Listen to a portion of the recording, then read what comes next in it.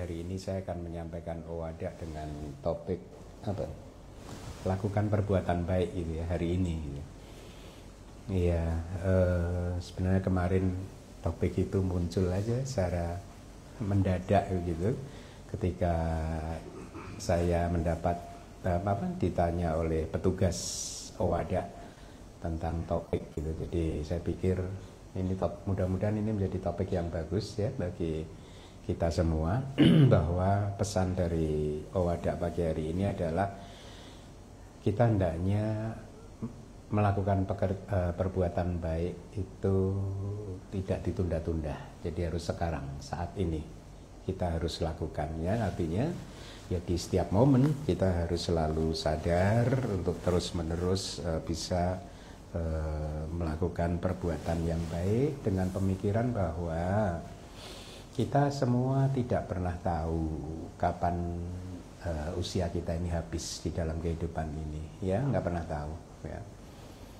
Kalau di dalam perenungan tentang kematian itu kita sering merenung bahwa kematian bisa datang secara tiba-tiba, ya bisa saja ketika saya atau seorang biku sedang berjalan-jalan di hutan, lalu tiba-tiba ada pohon yang patah, lalu dahannya menimpa biku tersebut dan dia meninggal dunia, atau mungkin digigit binatang buas, digigit ular berbisa dan lain sebagainya. Jadi kita harus merenungkan kematian seperti itu dengan harapan kebijaksanaan kita muncul ya, dan juga dengan harapan kesadaran kita muncul sehingga kita akan terus berkomitmen untuk melakukan perbuatan baik ya.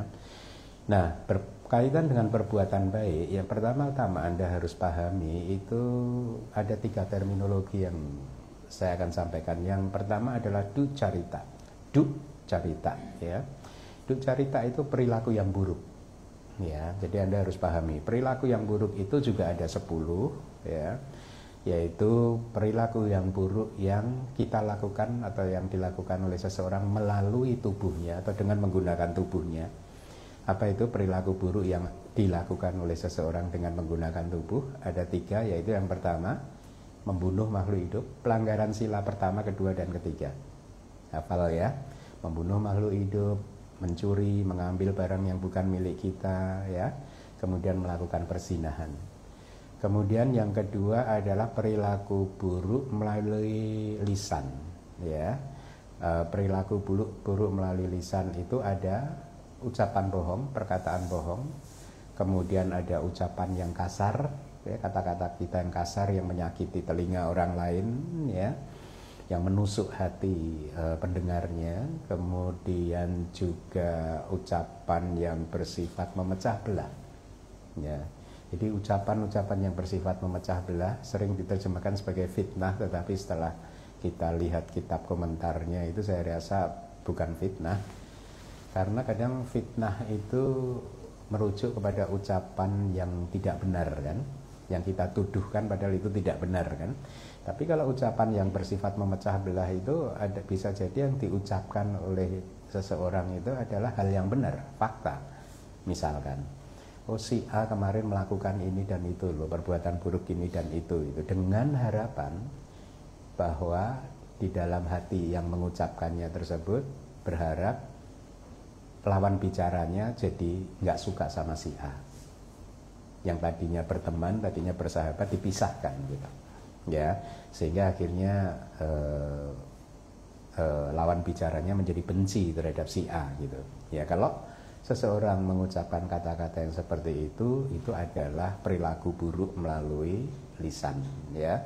Yang ketiga, yang keempat adalah ngobrol sana sini ngalor ngidul yang tidak bermakna itu ya, itu pun juga perilaku yang buruk ya. Anda harus hati-hati, kadang ngobrol ngalor ngidul nggak ada maknanya itu menyenangkan, tetapi itu belum tentu muncul dari pikiran yang baik, bisa jadi muncul dari pikiran yang disertai oleh nafsu, keserakahan, kemelekatan dan lain sebagainya. Bagi yang sudah belajar abhidhamma itu bisa muncul dari loba mula cita ya. Nah, jadi ada 4 perilaku buruk melalui lisan, kita udah dapat 7, berarti 3 yang terakhir adalah perilaku buruk melalui mental, ya, yaitu mendambakan, menginginkan barang orang lain itu menjadi milik kita, ya. Kemudian juga yang kedua mempunyai niat jahat, hanya dalam pikiran aja ingin menghancurkan orang lain, ya. Semoga dia hancur hidupnya, atau semoga dia gagal di dalam usahanya dan lain sebagainya. Itu pun adalah perilaku yang buruk. Yang ketiga adalah berpandangan salah, ya, menolak hukum karma, ya, tidak mempercayai bahwa apapun yang kita alami itu adalah buah dari perbuatan kita sendiri, ya. Biasanya kan yang paling simpel itu merumuskannya itu mudah sekali. Setiap kali Anda mulai menyalahkan orang lain, itu Anda berpikiran salah loh. Paham? Esensinya paham nggak?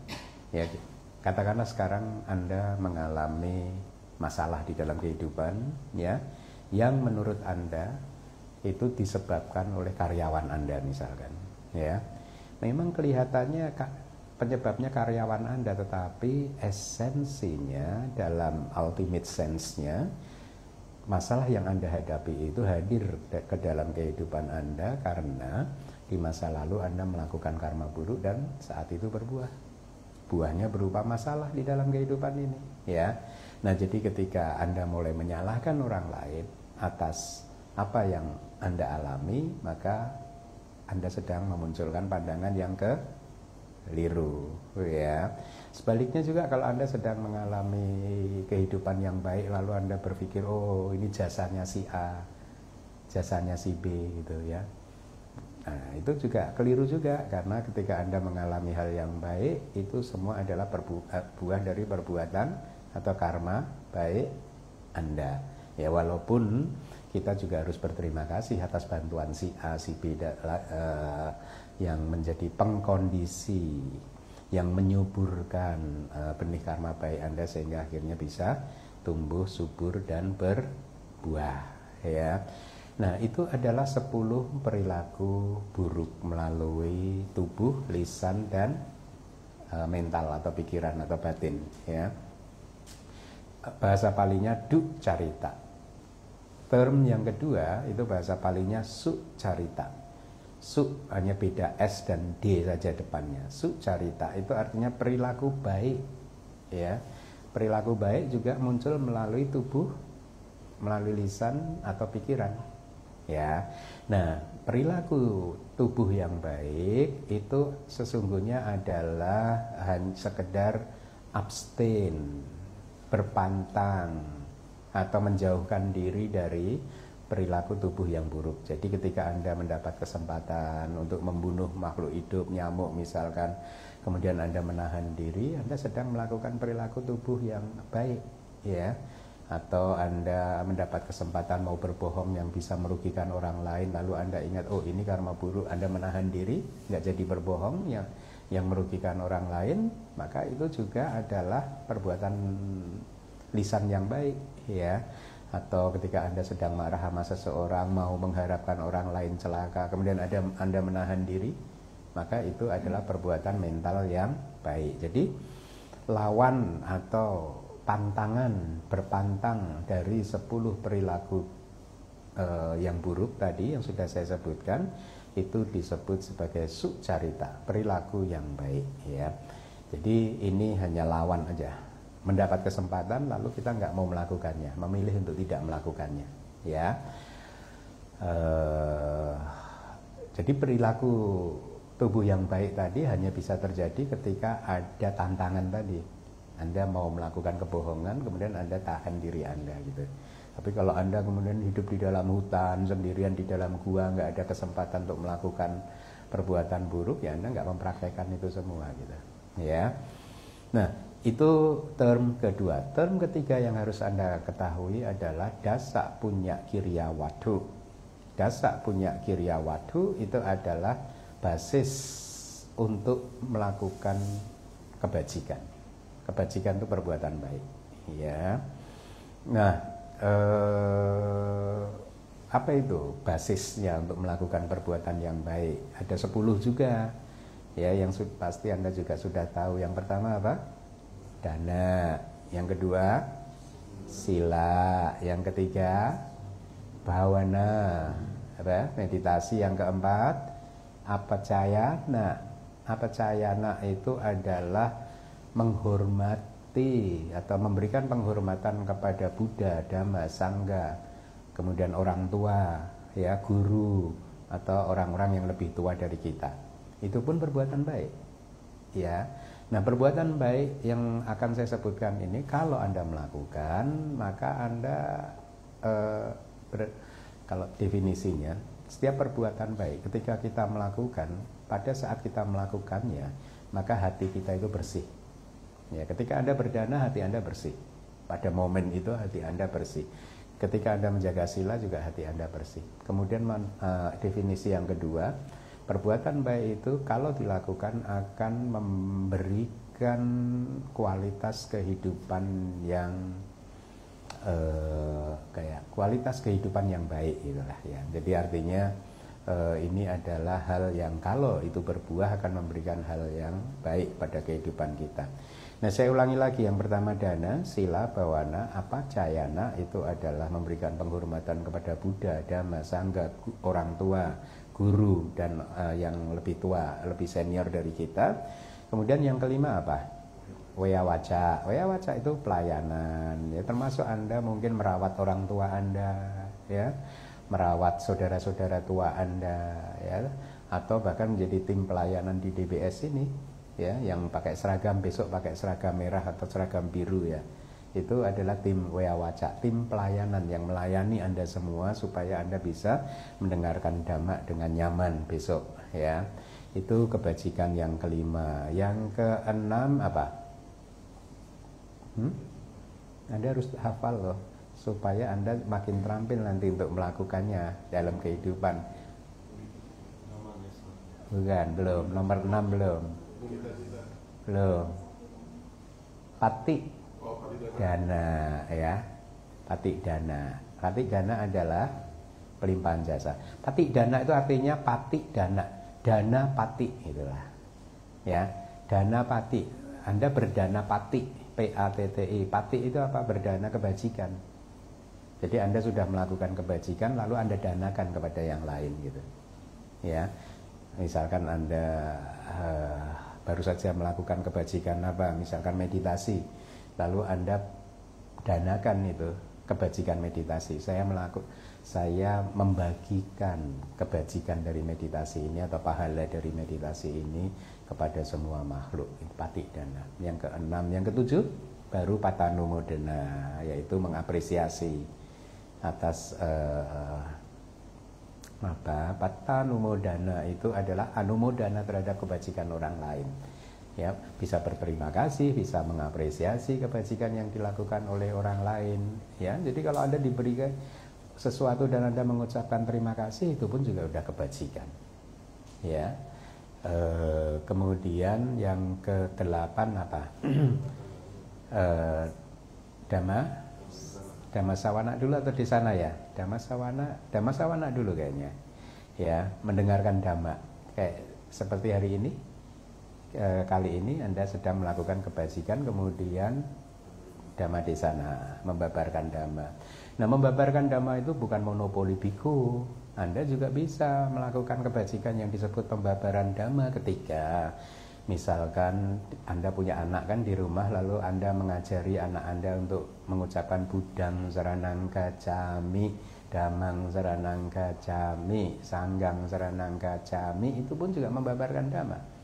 Anda membabarkan dhamma kepada anak Anda atau kepada teman Anda. Ya, misalkan Anda lagi makan siang bersama teman, setelah makan siang ngobrol tentang dhamma, lalu Anda sharing pengetahuan dhamma Anda kepada teman Anda tersebut, maka Anda juga membabarkan dhamma. Ya, jadi membabarkan dhamma itu bisa dilakukan oleh siapa saja, atau bahkan ketika Anda sedang retret, kemudian ada peserta yang baru yang belum tahu apa-apa, lalu Anda menunjukkan, oh, posisi duduk yang benar itu seperti ini loh, posisi berjalan dalam meditasi itu begini yang benar, itu pun Anda sedang membabarkan dhamma. Ya, jadi itu yang ke-9. Yang ke-10 apa? Ditit jukama, ya. kayak meluruskan pandangan atau mempunyai pandangan yang baik, yang benar gitu ya. Meluruskan pandangan yang benar itu. Jadi senantiasa kita memperbaiki pandangan kita. Itu artinya apa sih?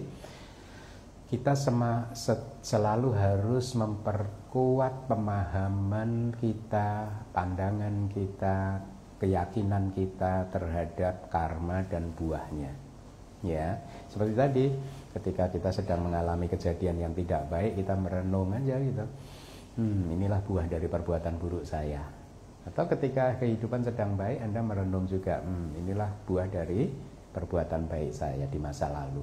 Ya, nah. Jadi itu 10 perbuatan yang baik. Nah, Anda renungkan sekarang. Sudahkah Anda melakukannya selama ini? Sudah atau belum? Anda renungkan masing-masing ya. Karena ya, sesuai dengan topik dari Owada kita kali ini adalah lakukan perbuatan baik itu sekarang gitu ya. Jadi kalau selama ini ternyata setelah Anda merenung Anda sudah banyak melakukan dan sering melakukan perbuatan baik, Anda harus bersyukur. Berbahagialah Anda bahwa Anda sudah banyak melakukan perbuatan baik. Seperti nanti mau berdana makan pagi, ini juga perbuatan baik yang bisa menjadi sumber kebahagiaan Anda di kehidupan yang sekarang maupun di kehidupan yang akan datang. Tetapi sebaliknya, kalau Anda merenung ternyata Anda masih jarang melakukan perbuatan baik, maka Anda harus berjuang untuk terus melakukan perbuatan baik tersebut ya.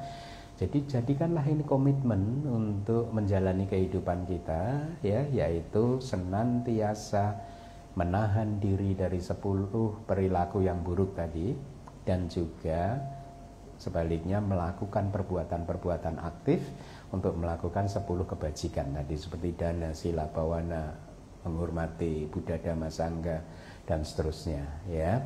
Nah, jadikan ini komitmen dan jadikan ini nafas hidup kita ya, bahwa di dalam hidup kita sesungguhnya ya, yang harus kita lakukan itu adalah menghindari perbuatan yang tidak baik dan melakukan perbuatan yang baik. Ya, ini kan seperti nasihat Buddha kan di dalam Dhammapada kan, sabak papa saakaranang kusala saupasam pada sacita paryoda panangitang Buddha nasasanang. Jadi kita harus senantiasa tidak melakukan perbuatan yang jahat, memperbanyak perbuatan yang baik dan membersihkan hati dan pikiran kita sendiri, karena itulah sebenarnya esensi dari ajaran Buddha ya.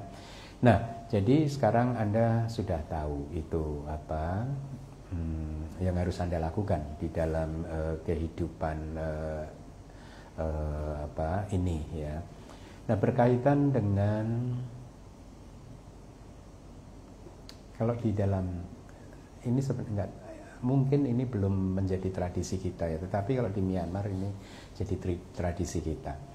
Jadi bahkan di antara kami para Bante itu, kalau habis melakukan perbuatan baik apapun, kita akan memberi kabar. Misalkan kawan saya Bante Myanmar baru saja melakukan kebajikan, lalu beliau akan memberi kabar, Bante, I share this activity, saya membagikan aktivitas yang baik ini.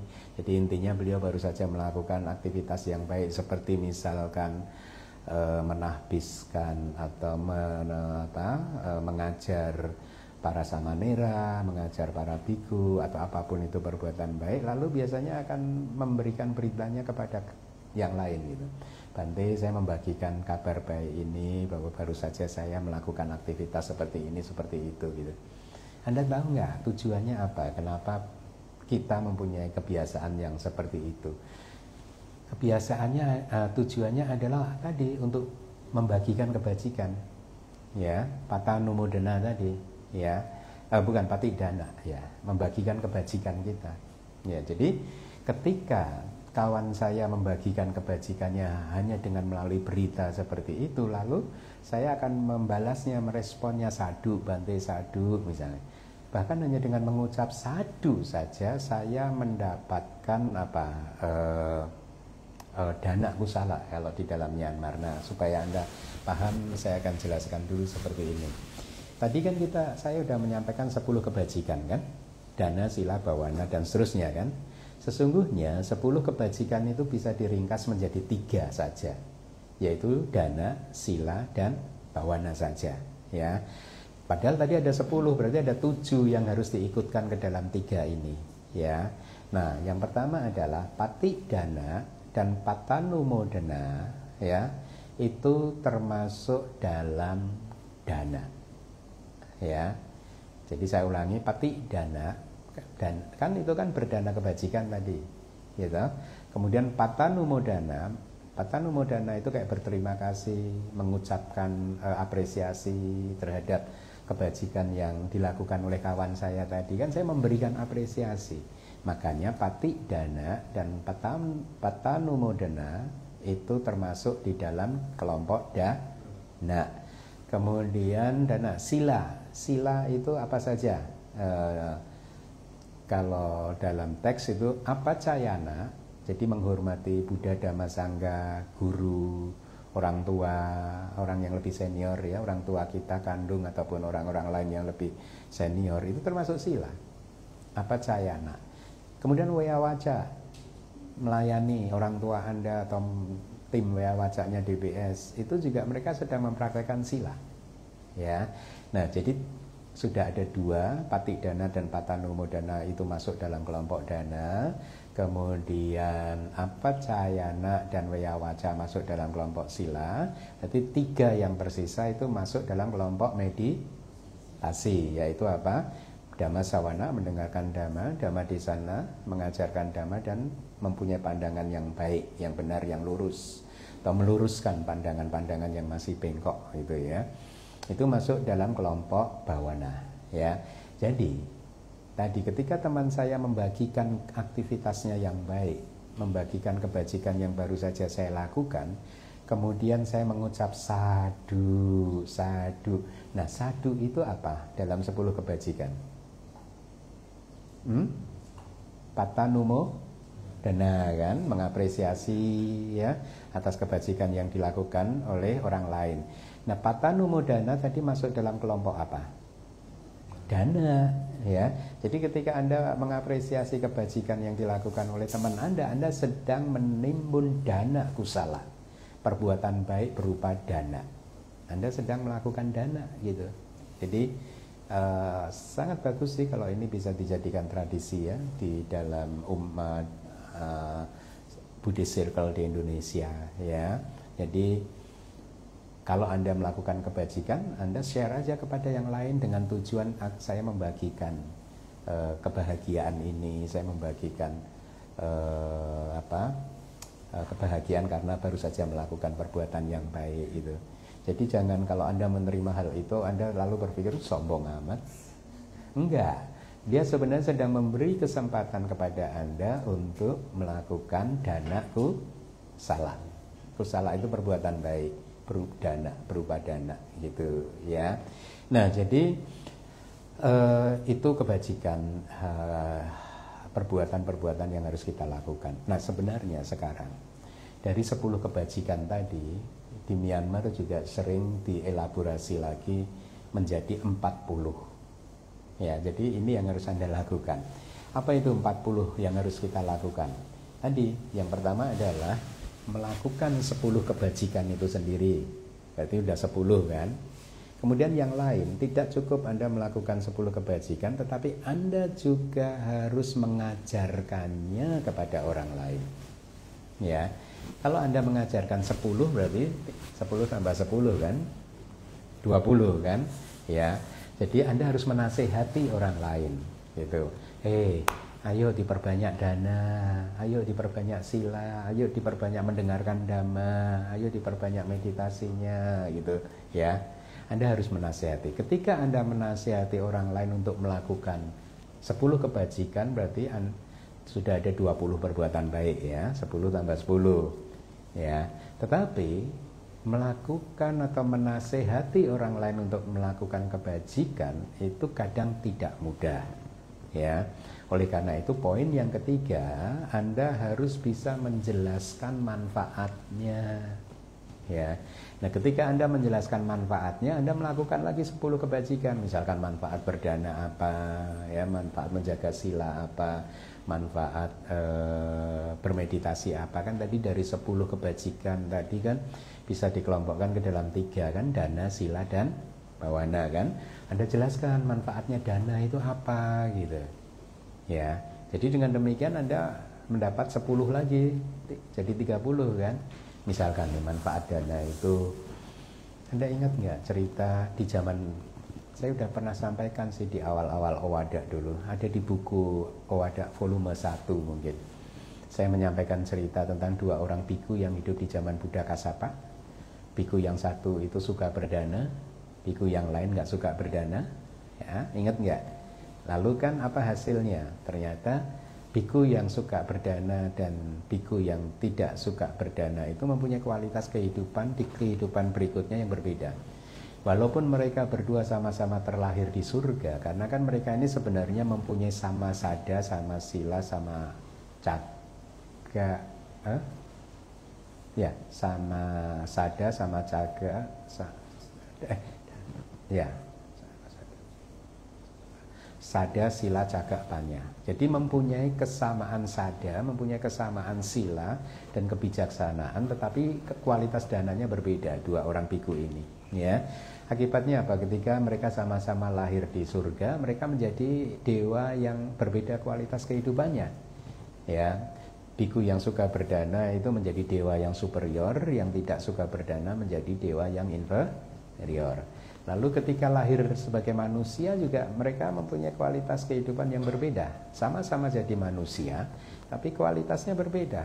Biku yang dulunya di zaman Buddha Kassapa suka berdana itu terlahir sebagai anaknya Raja Pasenadi kalau nggak salah. Ya. Kemudian biku yang nggak suka berdana terlahir sebagai anak dari budaknya kerajaan itu. Ya. Jadi itulah perbedaannya. Anda harus jelaskan ke teman-teman Anda, ini loh perbedaannya. Jadi kenapa kualitas kehidupan ini berbeda-beda. Kalau kita melihat ke sekeliling kita juga begitu kan, kualitas kehidupan manusia ini berbeda-beda kan. Nah, yang membedakan mereka itu adalah akumulasi kebajikan mereka sesungguhnya. Ya, bukan perbedaan itu diciptakan oleh Tuhan, tetapi Anda sendiri yang membuat atau menciptakannya. Ya, kita ini adalah pembuat kehidupan atau pencipta kehidupan kita. Ya, Anda lihat sekeliling kualitas-kualitas yang berbeda sambil kemudian merenung, oh itulah hukum karma seperti itu ya, begitu ya. Nah, Anda jelaskan kualitas dana itu seperti itu, lalu kualitas sila itu seperti apa. Anda jelaskan kepada teman Anda ya. Manfaatnya itu seperti apa. Oh, kalau seseorang mempunyai sila yang baik, biasanya dia itu mudah mendapatkan kepercayaan dari orang lain, dan dia juga akan penuh percaya diri masuk di dalam kumpulan manapun ya. Dan juga perilaku ucapan, lisan atau perilaku tubuhnya itu sangat terkendali dan lain sebagainya. Dan juga manfaat dari mengendalikan diri melalui sila itu adalah kelahiran di surga juga ya. Kalau Anda ingin lahir di surga, Anda jaga sila Anda gitu ya. Atau kualitas manfaat dari meditasi Anda juga harus jelaskan kepada teman Anda. Oh, manfaat meditasi itu begini loh. Kalau Anda menguasai jhana, Anda mempunyai tempat berlindung dari serangan kilesa-kilesa. Syukur-syukur kalau Anda sudah berhasil menghancurkan kilesa, maka kilesa tersebut sudah nggak bisa muncul lagi dalam kehidupan ini. Anda tahu nggak bahwa sesungguhnya ketidakbahagiaan, ketidakdamaian kita itu disebabkan oleh kilesa, bukan disebabkan oleh orang lain. Kalau kita nggak punya kilesa, maka kehidupan akan damai dan bahagia gitu. Nah, Anda jelaskan. Kalau Anda sudah menjelaskan seperti itu, maka Anda juga melakukan 10 perbuatan baik lagi. Jadi ada 30 udah. 10 yang terakhir adalah kegembiraan Anda yang mengapresiasi ya setiap kebajikan yang dilakukan baik oleh Anda sendiri maupun yang dilakukan oleh orang lain. Ya, jadi Anda melakukan 40 jenis kebajikan. Apa saja? Melakukan 10 kebajikan itu sendiri. Ya, kemudian apa yang kedua? menasehati yang lain untuk melakukan 10 kebajikan. Kemudian poin yang ketiga apa? Menjelaskan manfaatnya supaya akhirnya dia termotivasi untuk melakukan kebajikan, ya. Kemudian yang keempat apa? Apresiatif, ya, apresiatif, ya, terhadap kebajikan yang dilakukan oleh baik itu oleh diri sendiri maupun juga oleh orang lain. Nah, jadi saya sudah menyampaikan apa yang harus Anda lakukan di dalam kehidupan ini. Ya, mudah-mudahan mulai hari ini Anda bertekad untuk makin memperbanyak perbuatan-perbuatan baik Anda. Anda mulai bertekad untuk makin mengendalikan diri, menjauhkan diri, ya, dari perilaku-perilaku yang buruk baik melalui tubuh, lisan maupun juga pikiran. Baik, demikian yang bisa saya sampaikan. Mudah-mudahan kebajikan yang sudah Anda kumpulkan selama 30 menit ini bisa menjadi kondisi yang kuat untuk pencapaian magga, pala, dan nibbana.